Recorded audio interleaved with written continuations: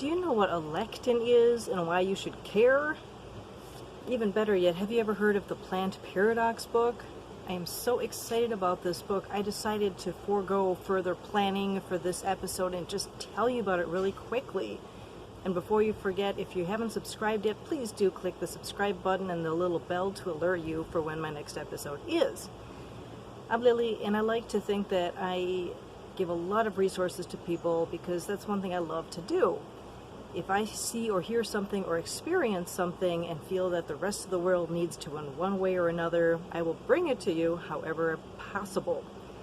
I came across this book, The Plant Paradox, by Dr. Steve Gundry, written by a cardiac physician, cardiac surgeon.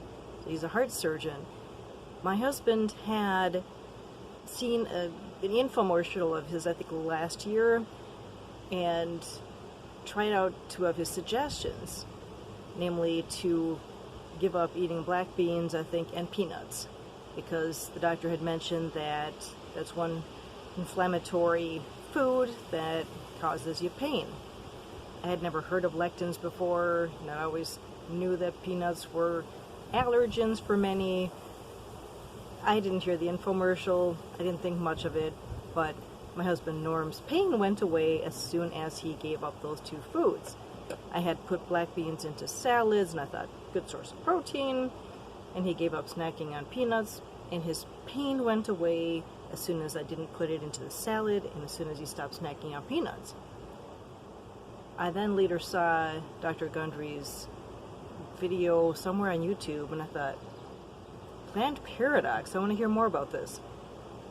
If you know somebody who has lupus, ulcerative colitis, who is depressed, has allergies, the list goes on and on. Maybe they have a skin condition, maybe just unbelievable, just about any condition is covered in this book. Dr. Gundry does an amazing job talking about lectins. I get so excited when I read about this because I thought, lectins, they're these proteins that plants have in them to defend them from being eaten. Little did I know that plants don't want to be eaten, or some plants, should we say. I'd heard of leptins, I'd heard of other, but lectin, L-E-C-T-I-N, it is a type of protein like gluten gluten is a type of lectin. It connects to so many cells in your body and interrupts what those cells are supposed to be doing. Now this is a Cliff Notes version of what he's talking about, and I don't want to have the publishing company on my case, so this is not going to be a long book report. I'm going to have a few videos out, but I wanted to give you the essence of it. If you have any inflammatory issues, if you have pretty much anything that hurts, please take a look at this book, The Plant Paradox. He gives recipes, he gives lists of good foods, or shall we say foods that don't have many lectins, foods that do have lots of lectins. This actually happened to be a surprise for me. Oats. Oats have tons of lectins in them. Whether they're organic or not is beside the point. That just means if they're organic that they don't have pesticides. It doesn't mean that they don't have lectins. What happens if you are eating something with lectins? It causes inflammation, which might be in the form of excess weight. It might mean that you're in a bad mood. So it's whether it's inflammation of nerve endings or body parts, whatever it is, the signals that your body is supposed to be getting for whatever function are disrupted because the cells are clinging onto these lectins, these proteins. I was just absolutely fascinated. I had actually been in the nutritional world for 15 years with the WIC program, not as a nutritionist, but surrounded by nutritionists. I wish everybody knew this information. That's why I'm making this video. I learned about millet, because I thought, alright, if I'm not going to eat oats, then what am I going to eat? So I really liked my oats, or I liked oatmeal.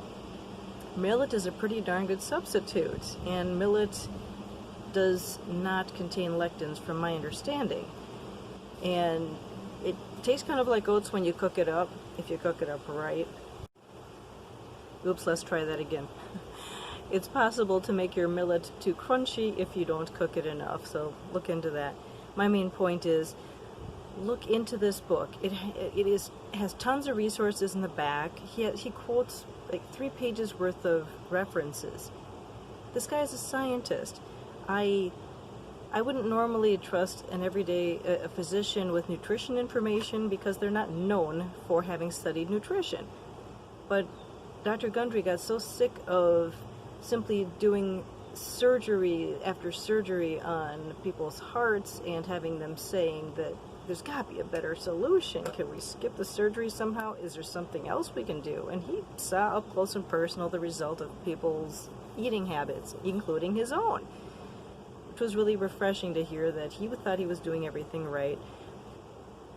I think I had been doing everything right, but I'm trying to make my skin smoother, frankly, to not have seborrheic dermatitis.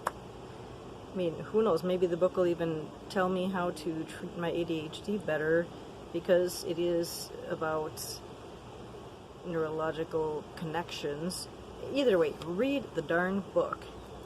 Whether you'd like more energy. Well, the other thing is it also talks about plant proteins. One thing I noticed, most plant proteins that I have seen for nutrition shakes, for protein shakes, contain peas, pea protein. Why don't they just say it's pea protein? I don't know why, but it's plant protein. If it's soy or it is pea protein, I'm not going to be buying it because they're full of lectins. Not to mention I don't even like the taste of pea protein, but that's beside the point. Oh, plus sucralose. That's a sweetener. It's actually Splenda, and that's also inflammatory. Take a look at the pages in here. It's really user-friendly, even if you don't like to read or you think you don't have time to read. Make the time to read. Find out. The other takeaway for me is you are what you eat. Not just that, but what that thing ate. If you eat cow or beef, you are eating what they ate. And grass-fed, what does that mean? Pasture-fed, what does that mean? He goes through that. And free-range, oh my God, it's bogus. He'll tell you about that. It's amazing. Take a look at the Plant Paradox, okay? It's Dr. Steve Gundry. He's got recipes. It's fabulous. And let me know what changes you needed to make and what you think about the whole book, okay? I'm so excited to give you my next edition. Thanks for tuning in. And before I forget to thank my newest subscriber, thank you to Lisa P. in Minnesota, my gym buddy. I really appreciate you being my subscriber, my newest. Tell me, somebody else, if you've subscribed and I didn't acknowledge you, I want to acknowledge you. Now, stay tuned for the next Plant Paradox. Thanks so much.